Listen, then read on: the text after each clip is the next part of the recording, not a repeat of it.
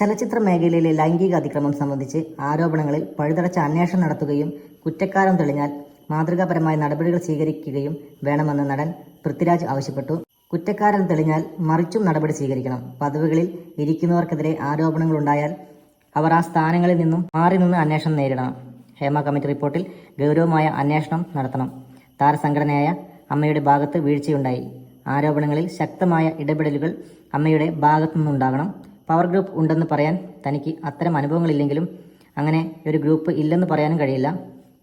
ഞാൻ അത്തരമൊരു ഗ്രൂപ്പിലില്ല. എന്നാൽ ഇങ്ങനെ ഒരു പവർ ഗ്രൂപ്പ് മൂലം പ്രയാസപ്പെട്ടവരാണെങ്കിൽ അവരുടെ പ്രശ്നങ്ങൾ കേൾക്കണം.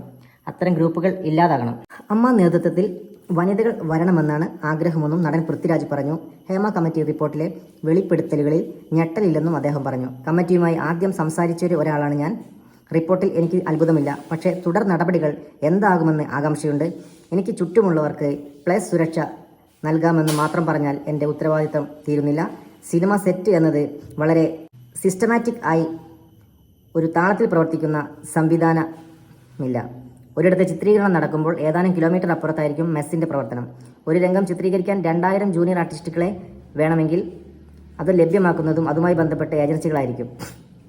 ഇതെല്ലാം ചിട്ടയായി നടക്കാൻ സംവിധാനം രൂപപ്പെടുത്തണമെന്ന ആഗ്രഹം ആഭ്യന്തര പരാതി പരിഹാര സെൽ ICC എൻ്റെ സെറ്റുകളിൽ നടപ്പാക്കുന്നുണ്ട്, അദ്ദേഹം പറഞ്ഞു. ചലച്ചിത്ര മേഖലയിലെ വിലക്കിനെക്കുറിച്ചുള്ള ചോദ്യത്തിന് താൻ തന്നെ അതിന് ഉദാഹരണമാണ് എന്നായിരുന്നു മറുപടി.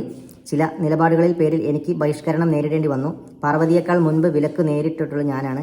ആർക്കും ആരെയും തൊഴിൽ വിലക്കാനുള്ള അവകാശമോ അധികാരമോ ഇല്ല. മലയാള സിനിമയിൽ പവർ ഗ്രൂപ്പുകൾ ഉണ്ടാകരുത്. ആരും സംഘടിതമായി ആരെയും തൊഴിൽ വിലക്കാൻ പാടില്ല. കോൺക്ലേവ് പ്രശ്നപരിഹാരത്തിന് സഹായിക്കട്ടെ എന്നാണ് പ്രതീക്ഷ.